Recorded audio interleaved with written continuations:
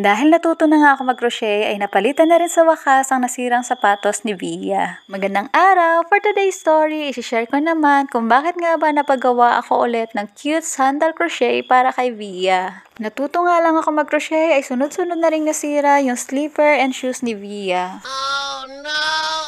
Ayun pa naman sana yung ipapartner ko sa dress na to para susuotin niya sa aming Christmas celebration ngayong Sunday. Kaya pumili na lang nga ako ng dalawang yarn na medyo malapit nga sa kulay ng kanyang dress. Para nga hindi maging useless yung mga kamay ko every time na nagpapa-breastfeed ako ay sinasabay ko na rin dito ang pagko-crochet. Sobrang blessing talaga sa akin na natutunan ko ang bagay na ito. Dahil kadalasan ay hindi ko rin talaga maiwasang mag-isip na parang sayang nga yung oras ko. Kahit na nga alam ko rin naman na importante rin talaga itong ginagawa ko para sa anak ko. Balik muna nga tayo sa usapang crochet at dito nga ay nagawa ko na yung first round para sa sole. Pagtingin ko nga sa paligid ay sobrang foggy na pala. Kaya pala nakaramdam na ako ng sobrang lamig at dito nga ay pinablazer ko muna itong si Via. Sobrang lamig na talaga ngayon dito sa Metro Baguio. Pagkatapos ko nga mapablazer si Via ay binalikan ko na rin itong aking ginagawa. Hanggang ngayon talaga ay hindi ko pa rin ma-master yung pattern ng sole kaya lagi pa rin nga talaga ako nakatingin sa aking kodigo.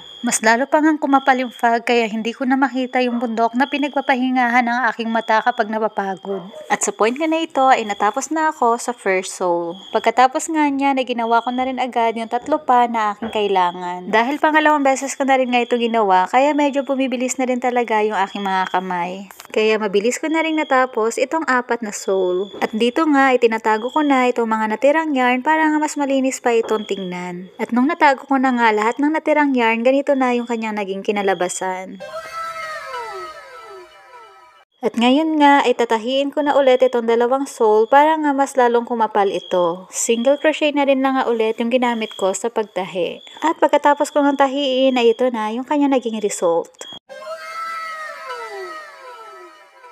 Inuna ko na rin yung gawin dito yung sa may back upper ng sandal. At para nga mabuo yan ay half double crochet naman yung aking ginawa dyan. At nung natapos ko na nga yan, ito na yung kanya naging resulta. Sobrang nasiyahan talaga ako dito sa aking nakita dahil nga first time ko din lang gawin iyan. Good job!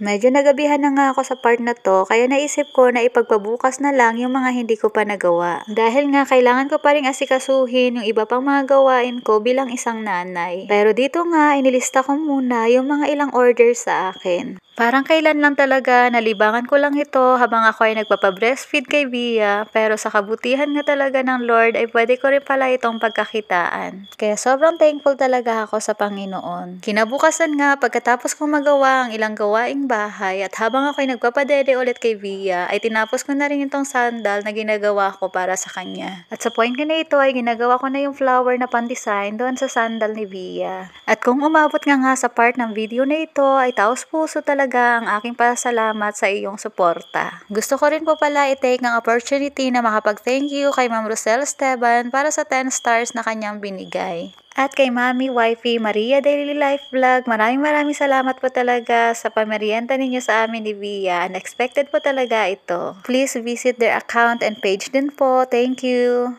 At ito na nga yung naging result ng aking mga flower. Ilalagay ko na rin nga itong mga strap na aking ginawa para maikabit ko na rin yung mga flower. Pagkatapos ko nga mailagay yung strap at yung flower, ay nilagyan ko na rin ng botones dito sa may gilid. Then, naisip ko na rin nga nalagyan pa ito ng pearl dito sa may center ng flower para nga mas maganda pa itong tingnan. Bale sa strap nga, ginawa ko tong adjustable para nga magamit ito ni Via ng mas matagal. Then, nilagyan ko na rin nga ng mga butas-butas dito sa may gilid para naman nga sa may botones. At ito na nga yung naging resulta ng aking ginawa.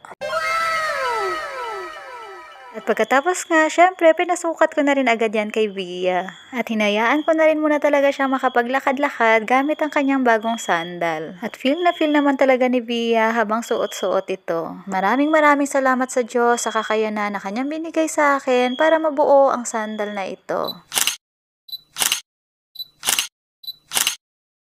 Ako si Mama Care. Thank you for watching. Bye.